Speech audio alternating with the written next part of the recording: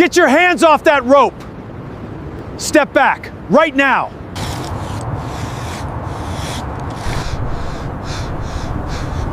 You had no business up here. Nobody authorized you anywhere near that rigging. You put your hands on it, and now a man's alive because I did. You see this line? It is the only thing between your window washer and your granite. So you can stand there yelling, or you can get down here and hold it with me while it takes his weight. Your call. Make it quick.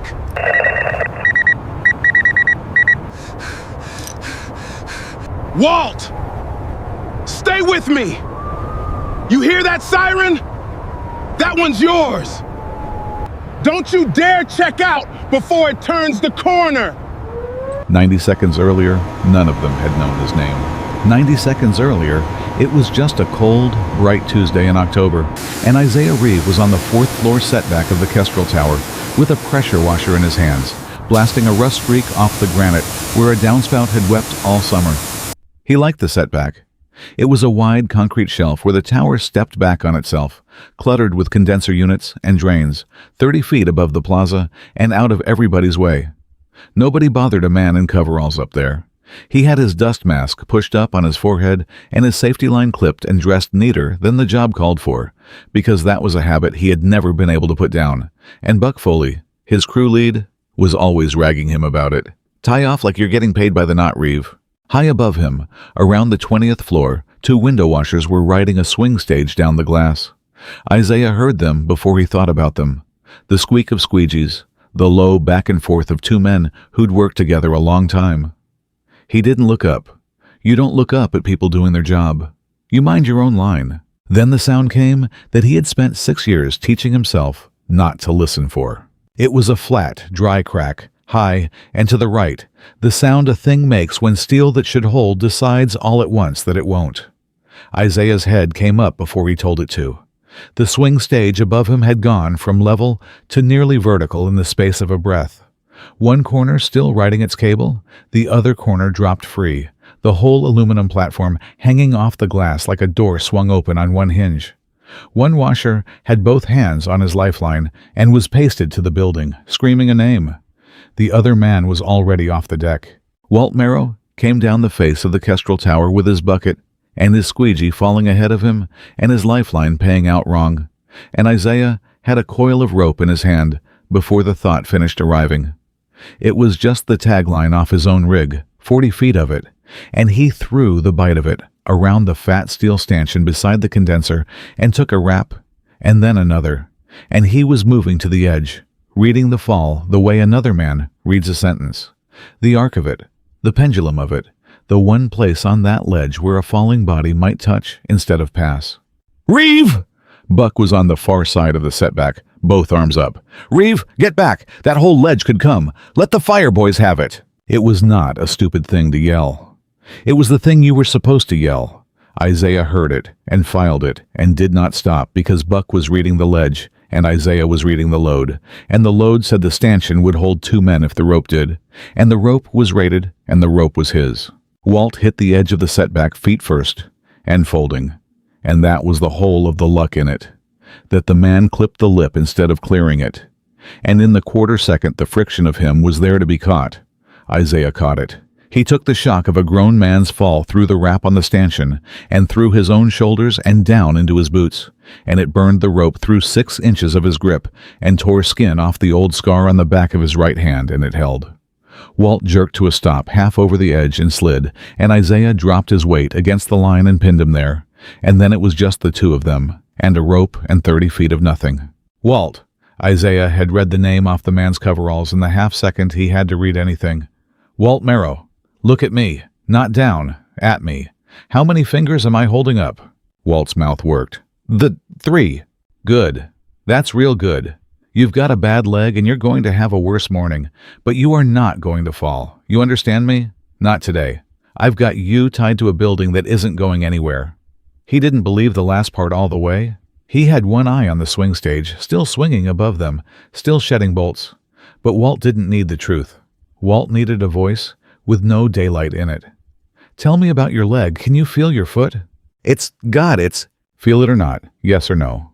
Yes, I feel it. Then it's attached, and it's yours, and we'll keep it. Keep talking to me. And that was when the stairwell door banged open, and the man in the gray suit came out onto the setback with 2 guards behind him. And the 90 seconds ran out, and we are back where we started. Hands on Isaiah's shoulders, a voice telling him to let go of the rope, and Isaiah not letting go. The firefighters came up the stairs 2 minutes later, and they were, thank God, professionals. Their captain took one look at the rig Isaiah had thrown, the wrap, the stanchion, the dressed line, and didn't ask a single question about who tied it. He just built off it. They got a real harness on Walt, and a real anchor, and a litter, and they lifted him off the ledge, and Walt went down the stairs alive, cursing steadily, which is the best sound an injured man can make. Only when Walt's weight came off the rope did Isaiah open his hands. The rope had branded a red line across both palms. He stood up. His knees told him he'd been kneeling on concrete for a long time. "That man," said the gray suit, "is not one of ours." His name, Isaiah would learn, was Colin Ashby, and he was the operations manager for the Kestrel Tower, and he was, right then, a man watching the worst day of his life arrive on schedule. But Isaiah didn't know any of that yet. He just knew that a fire captain, who'd been shaking his hand a second ago, had let go of it, and that 4 people in matching windbreakers were looking at him the way you look at a stranger standing over something broken. "He's a subcontractor," Buck said, coming across the setback. "Reeve, pressure crew. He's with me." "He was on the structure," Ashby said. "He was on the structure with his hands in the rigging. Nobody authorized any pressure work near that rig today. Nobody." His voice climbed. That cable did not just fail.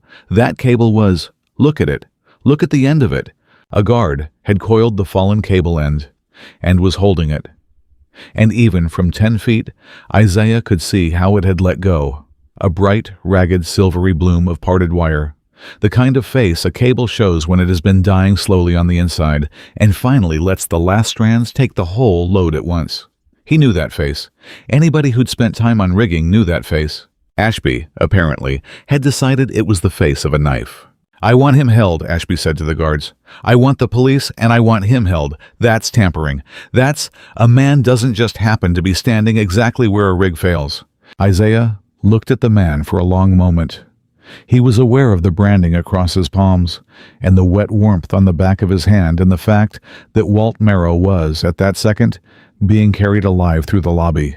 He was aware that he could explain the whole thing in about 4 sentences, and that none of the 4 sentences would help him, because they all started with something he'd spent 6 years not saying. "I don't have your paperwork," Isaiah said. "I've got your window washer. Alive, on a stretcher. You're welcome." It was, he'd think later, the wrong thing to say.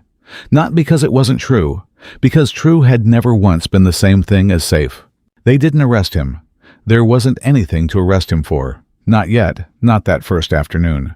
But 2 officers took his name and his address off a driver's license that was the only official thing about him, and they ran it. And what came back was a man with a clean record and no employer of record and a 6-year hole where a whole life used to be. And that hole, in a city looking for someone to blame before lunch, red as a shadow. They took a statement he kept as short as the truth would allow. They photographed his branded hands. They told him not to leave the county, which was a thing they said, and they let him go home. By the time he got home, the internet had gotten there first. His daughter was 11 years old, and her name was Simone, but nobody had called her that since she was 4. She was Sunny to everyone, and she was sitting at the kitchen table with her tablet when he came in, and she did not say hi, and that was how he knew. Dad."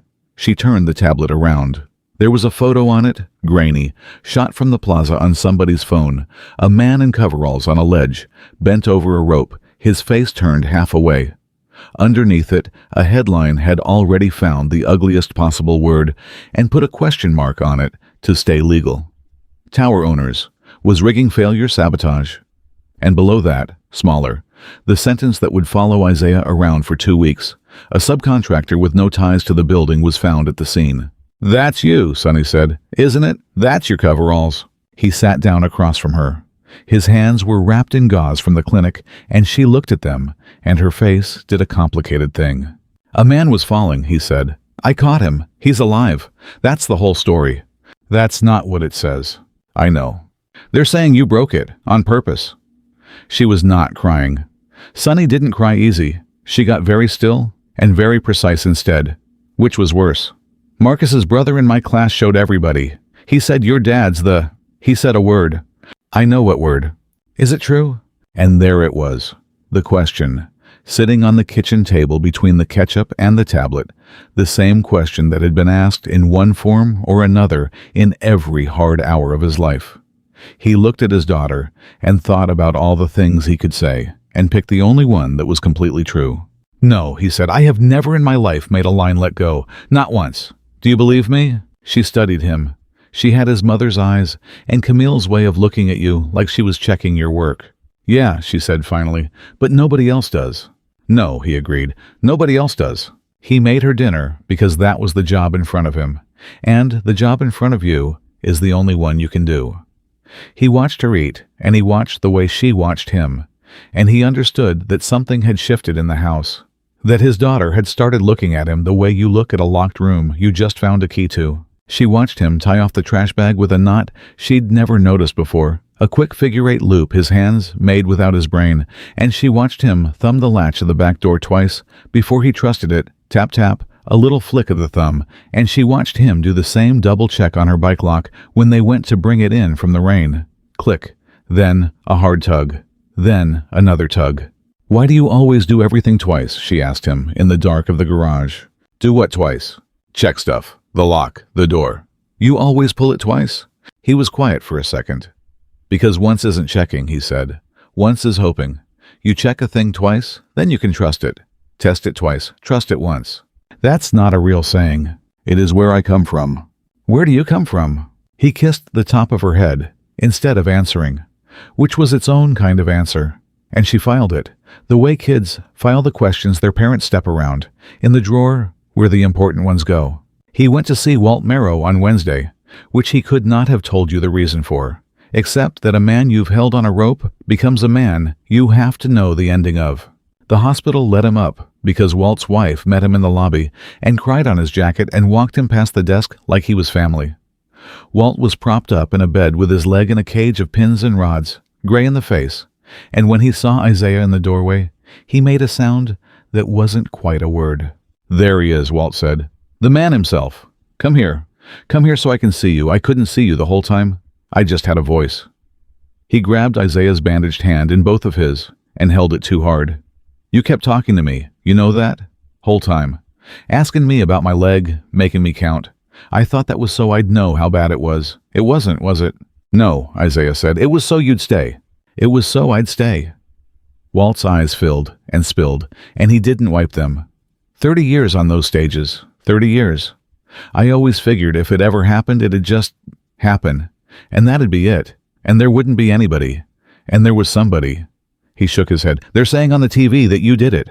That you're the one cut the cable. I know what they're saying. That's the stupidest thing I ever heard in a life full of stupid things. Walt's jaw set. You listen to me. Whatever this turns into, wherever they drag it, you need somebody to stand up and say what happened up there. You call me. I'll get out of this bed and I'll roll into whatever room they want, and I'll tell every one of them the same thing. A man doesn't build an anchor to save the fella he just tried to kill. That's not a thing that happens. I don't know who taught you to tie what you tied, and I don't care. But it wasn't the hands of a man trying to hurt anybody. Isaiah stood there and let the old man hold his hand too hard and didn't trust his own voice for a second. Then he said, Rest your leg, Walt. And he left before either of them embarrassed themselves. And he carried the thing Walt had said out into the parking lot like something he could warm his hands on. Because it was the first time in 6 years anybody had looked at what his hands could do and called it what it was. The woman from OSHA came on Thursday. Her name was Ruth Ellery, and she had gray hair cut like she resented it, and a manner like a tape measure, and she was not on anybody's side, which was the first honest thing to happen to Isaiah all week. She came to the site with a clipboard and a camera and 2 evidence bags the size of grocery sacks, and she went up to the roof, and she looked at the davit that had held the swing stage, the steel arm that reached out over the parapet, and she looked at it for a long time. Isaiah wasn't allowed on the site anymore, but Buck told him about it after, and later Isaiah would read it in her report, so he came to know that morning better than he'd lived it. Ellery had the failed cable and the failed davit arm cut free and bagged and sealed with her own tape and her own signature. She had photographs of the second davit, the one still standing, the one nobody had failed yet, and she had photographs of the rust bleeding out of the base of the standing arm where the paint had lifted, and she had a small, cold feeling about that rust that she did not write down. Because you don't write down feelings, you write down grain and fracture and torque. Colin Ashby stood next to her the whole time, talking. She let him. People who did the talking on their own work site usually told you everything, if you just let them keep going. "You can see it's a clean cut," Ashby said. "You can see somebody took a tool to it." "Can I?" Ellery said. "The subcontractor?" "Mr. Ashby." Ellery held up the bagged cable end, the silver bloom of it catching the light. When a cable's cut, the wires all end at one plane. Somebody's blade goes through, they all stop in a line. When a cable fails from the inside, corrosion, fatigue, the wires give up a few at a time, over months, and they end at a dozen different heights, and the last ones neck down thin as hair before they part. This, she turned the bag, ends at a dozen heights. But I'm not the one who gets to say. The lab says, metal doesn't lie, Mr. Ashby. It just takes about a week to talk. Isaiah didn't know it, but that was the day his whole case turned, up on a windy roof, in an evidence bag, in the mouth of a woman who didn't care about his story at all. He only knew what it looked like from the ground, which was nothing, which was a suspended man with no job, no site access, no lawyer, and the word of a whole tower against the word of a nobody. Because that was the thing about being nobody. He'd built it on purpose.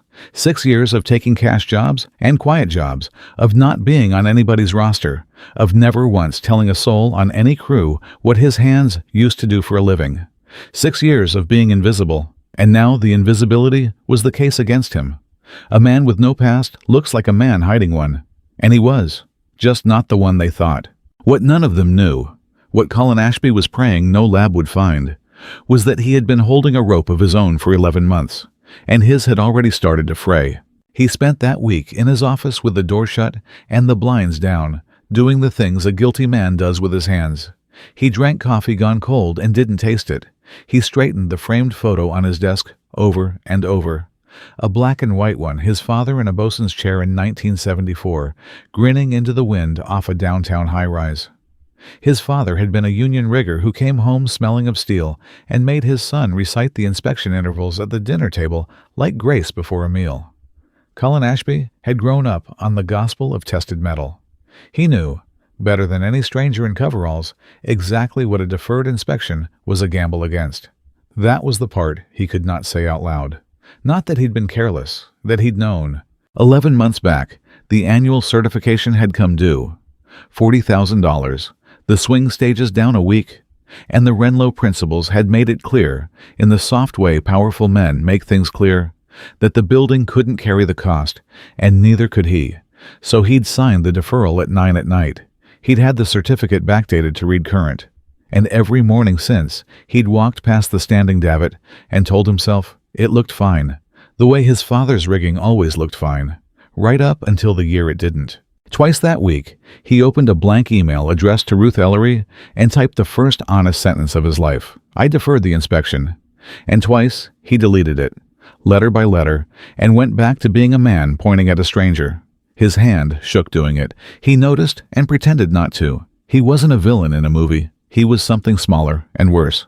An honest man's son who had discovered he would sell anyone to keep from drowning, who hated the thing he'd discovered, and who kept on doing it anyway. The days after that were the hard kind, the slow kind, the kind where nothing happens loud enough to fight. Isaiah's phone didn't ring for work. Buck came by once, sheepish, and said the pressure company had been asked by Renlo to keep their guy off the Kestrel account, and honestly, off all their accounts until this blew over. And he was sorry, and he left $140 on the counter that Isaiah tried to give back, and Buck wouldn't take. On the 6th day, a lawyer for Renlo Group called his phone. Not to accuse him. The accusing was being handled by other people in other rooms, but to make what she called an offer in the spirit of resolution. There was a number. It was not a small number to a man living on cash jobs. In exchange, Isaiah would agree that the cause of the failure was undetermined. That he made no claims and gave no interviews, and that he considered the matter closed. She said the word closed the way you'd smooth a sheet over something. Isaiah stood in his kitchen and looked at the number written on the back of an envelope in his own handwriting. And he thought about the electric bill, and the field trip form on the fridge, and the fact that he had $140 of Buck's money he hadn't spent. "So I take the money," he said slowly, "and I say nobody knows why it broke. You'd agree the cause is undetermined, yes. But it's not undetermined. It broke because a piece of steel rusted through in the open air for 2 years while somebody signed a paper saying it didn't." He wasn't angry. That was the part that unsettled her. He could hear it.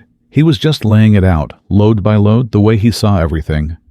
And the same steel is still up there. The second arm, still rusting. You want to pay me to help you call that a mystery until it drops somebody else. "Mr. Reeve?" "No," he said, and hung up, and stood in his kitchen with his hands shaking, not from fear, and knew he had just turned down the only money anyone was ever going to offer him, and knew he'd do it again. He didn't tell Sunny about the call, but she found the envelope with the number on it 2 days later, and she looked at it, and she looked at him, and she put it in the recycling without a word, and that was the closest thing to a medal he got in the whole affair, and it was worth more than the check would have been. At night, after Sunny slept, Isaiah sat at the kitchen table with a steel carabiner in his hand. It was old, the anodizing worn down to bare metal on the spine where a thumb had ridden it 10,000 times, and the gate didn't snap so much as sigh. He turned it over and over. It was the only thing he'd kept. Sunny found him like that one night, past midnight, and she didn't go back to bed. She sat down across from him in her socks. "Whose is that?" she said. Not really a question. She'd seen it before, in his jacket, in the truck, always with him, and never explained. "A man I worked with, a long time ago. Before you wash buildings." "Before I wash buildings." "What did he do?" Isaiah looked at the carabiner. "He checked things once," he said. "One time when it mattered. He trusted a thing he should have tested twice. That's all. That's the whole story." His thumb found the worn spot on the spine. "His name was Emmett." "What happened to him?" And Isaiah didn't answer. And the not answering was so big and so complete that Sunny understood, the way children understand a closed door they've never been allowed to open, that something had fallen once, that her father had not been able to catch, and that everything about him, the knots, the double checks, the 6 years of being nobody, the ledge, the rope, all of it, everything about him was a man who had decided he would never again arrive at a falling thing too late. "Test it twice," she said quietly. "Trust it once." "Yeah," he said. His voice wasn't quite working. "Go to bed, Sonny." She went. He stayed up with Emmett's carabiner and the red healing lines across his palms. And outside, 100 miles away, a piece of cable sat in a lab in a sealed bag, waiting to talk. And he had no way to know if it would say anything at all before the world decided about him for good. It said something sooner than the lab could, and it said it the worst possible way. They had not fixed anything. That was the thing Isaiah understood before anyone else. The thing that woke him at 4 a.m. with his heart going. They had blamed the failure on him, which meant they had a cause that didn't require them to touch the second davit, the standing one, the one with the rust bleeding out of its base. The building had leased its swing stages back into service, under a temporary variance while the investigation ran, because a 31-story building has windows that a court date doesn't clean, and because Colin Ashby needed everything to look normal, more than he needed anything in the world. He watched them prep the bosun's chair from his office window that Wednesday morning. He knew the standing davit was the twin of the one that dropped Walt Merrow. Same age, same rust weeping from the same seam, under the same coat of paint. He stood with his hand flat on the desk phone. He even lifted the receiver an inch. And then he thought of the photograph it would make, the operations manager halting the one job that might prove his own building unsafe in the middle of a federal investigation, and he thought one man in a light chair for 1 hour, that steel will hold an hour, and he set the receiver back in its cradle. His father would have gone up there and cut the man down himself before he let him ride bad rigging. Colin Ashby reached over and turned the rod on the blinds instead, closing them, so he would not have to watch what he was allowing. So on the following Wednesday, 9 days after Walt Merrow fell, the second davit failed. Isaiah was on the plaza when it happened, which is its own small cruelty. He'd come downtown to meet a lawyer from legal aid who was 40 minutes late, and he was standing by the fountain when he heard, high above him, the exact, flat, dry crack he had spent 6 years not listening for, and his whole body went cold and certain before he even looked up. This time, there was no swing stage full of veterans.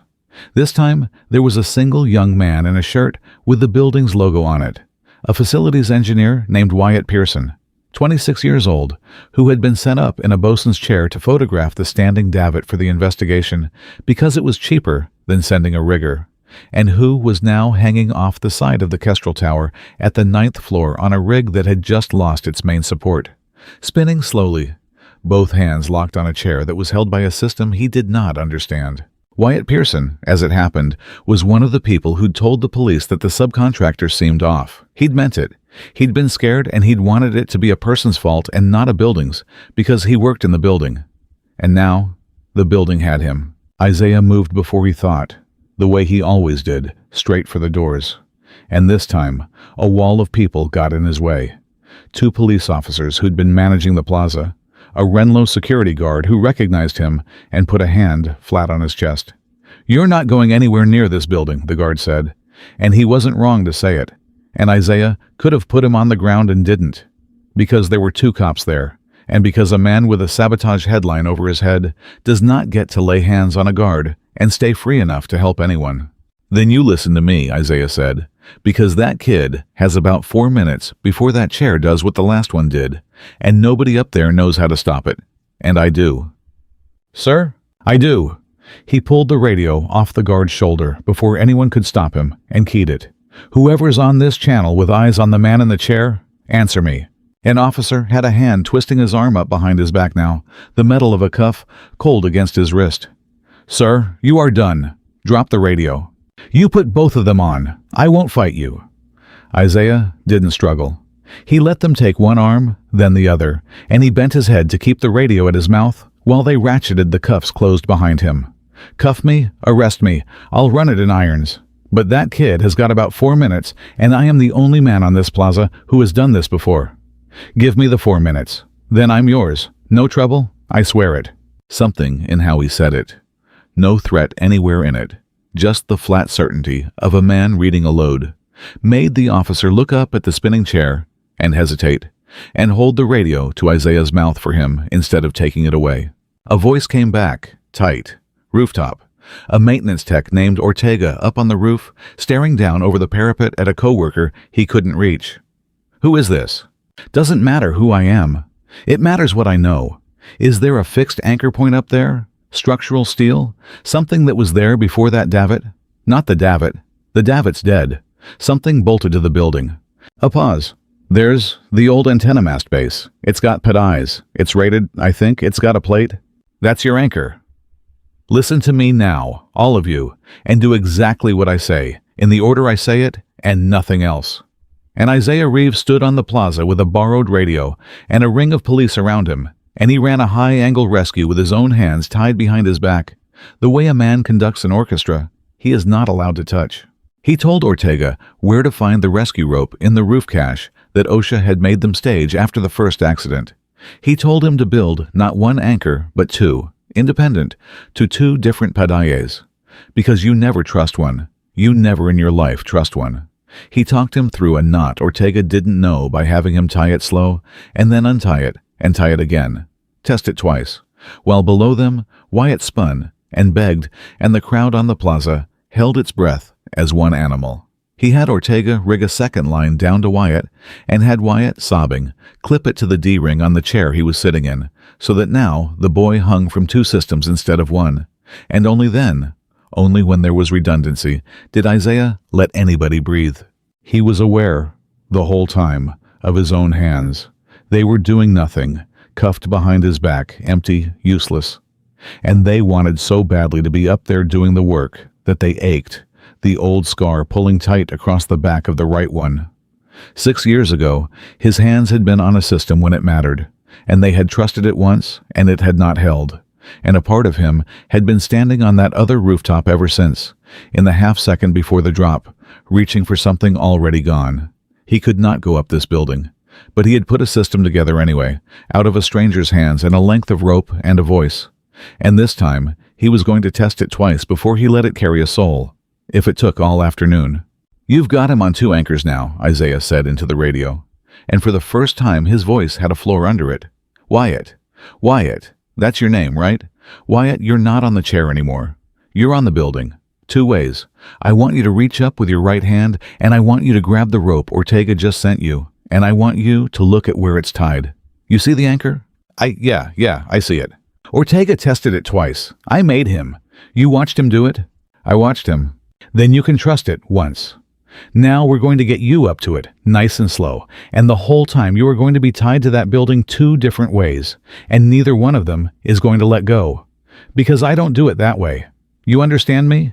And Wyatt Pearson, who 9 days ago had told a detective that the subcontractor seemed off, went up the side of the Kestrel Tower on 2 anchors built to a stranger's instructions. And the anchors held, because they had been tested twice. And when the fire department finally got a real team to the roof, they found a scared kid clipped into a bomb-proof system and a maintenance tech named Ortega, white-faced and shaking and saying over and over, "The guy on the radio told me exactly what to do."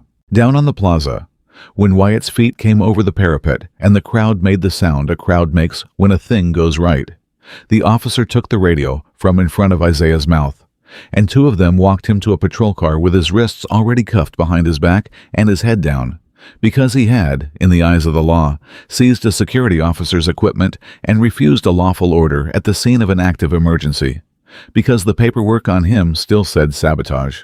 The same crowd that had just watched him talk a man off the face of a building watched him folded into the back of a cruiser. Nobody clapped. A few of them filmed it. He didn't lift his head for any of them. They kept him overnight.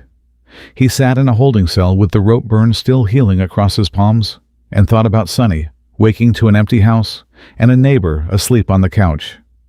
And of all the nights of the last 6 years, it was close to the worst. He had caught the falling thing again, and it had cost him the only thing he had left to spend, the freedom to be in the same rooms as his kid. And here was the part that scared him worse than the cell. He knew he would do it again. Given the same 4 minutes and the same spinning chair, he would grab the same radio and take the same cuffs every time for the rest of his life. Emmett was still gone. That fall was still over. But 2 anchors had held that afternoon because his voice built them. And even on the concrete bench, even then that was a small, stubborn warmth he could not quite put out. The metallurgist's report came back the following Monday. It did not come back in a courtroom. And nobody pressed play on anything. And there was no crowd. It came back as a document, 11 pages dry as chalk from an independent lab that had never heard of Isaiah Reeve or Colin Ashby and did not care about either of them.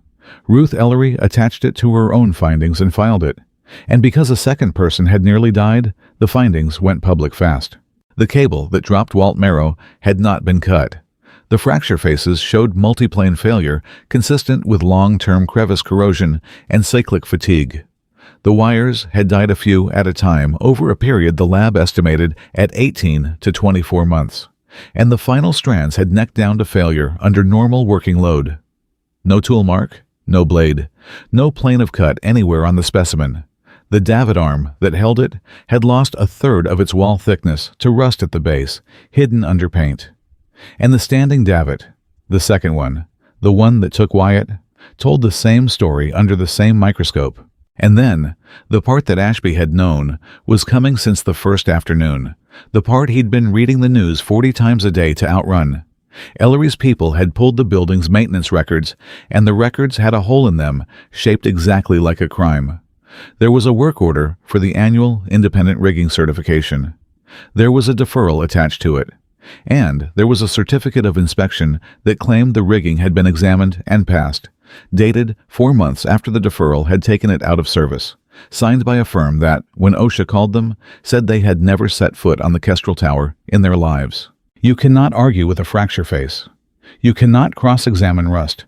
The evidence that cleared Isaiah Reeve was not his word against anyone's. It was a piece of steel that had been dying in the open air for 2 years, and it said what it said in a language that has no side and takes no bribe. And once it spoke, there was nothing left for anyone to spin. They found Colin Ashby in his office. He had not run. He was sitting at his desk with the deferral he'd signed 11 months ago printed out in front of him, as if he'd been looking at it. And when Ellery came in with the 2 agents, he stood up, and he didn't wait to be asked. "I signed it," he said. His voice was almost a relief, the way a man's voice gets when a thing he's been carrying finally has to be set down. "The deferral. I signed it. I had it backdated. I was trying to save the building." He looked at the paper.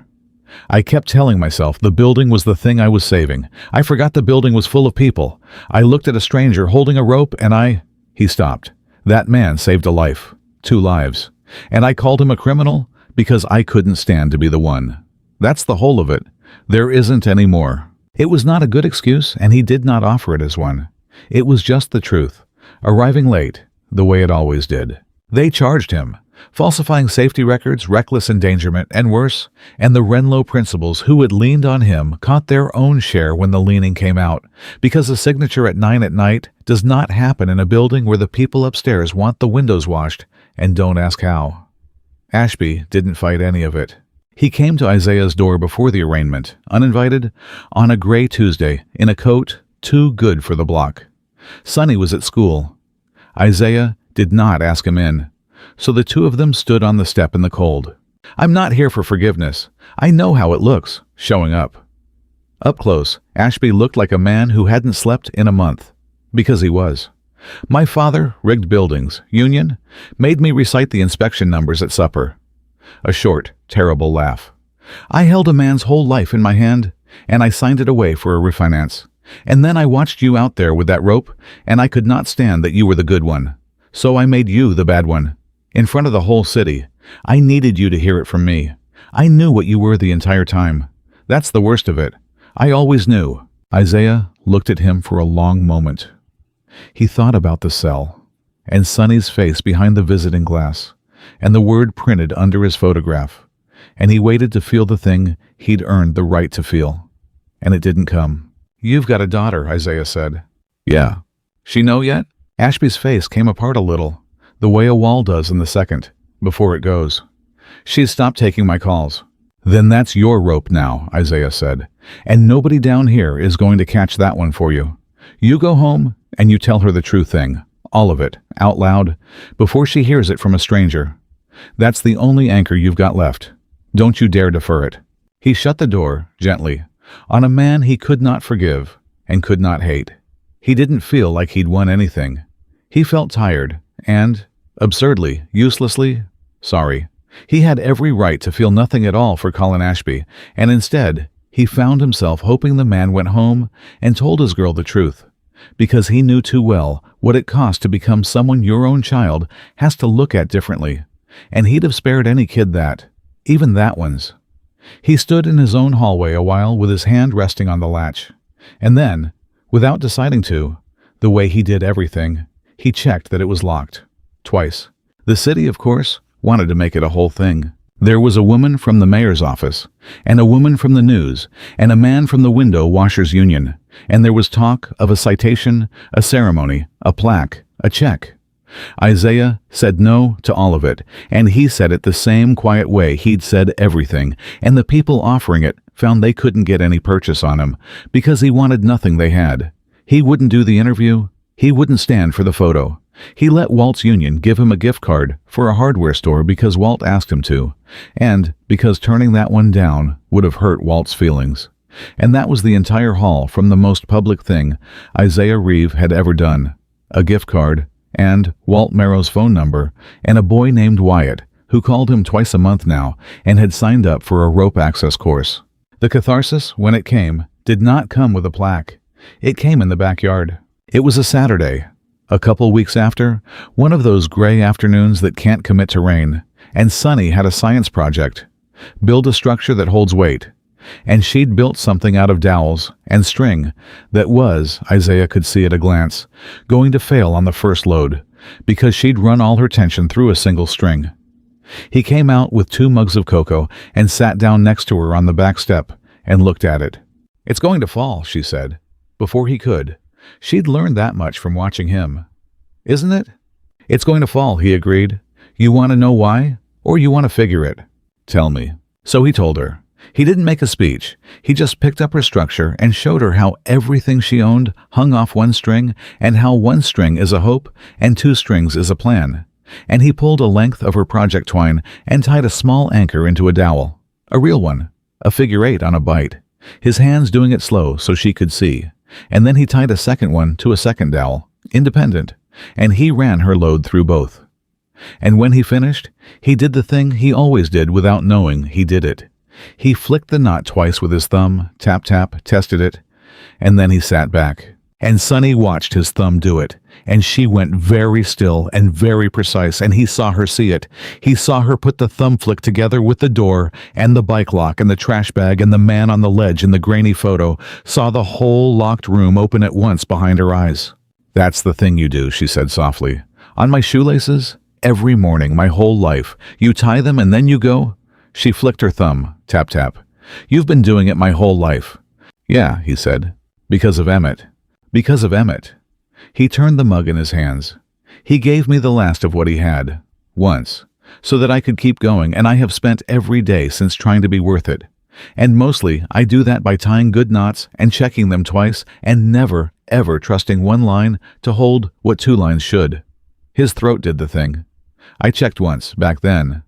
When it mattered most, I trusted a thing I should have tested twice. And a man went down that I loved, and I have not made that mistake since, and I am not going to. Not on a ledge, not on your shoelaces, not on you.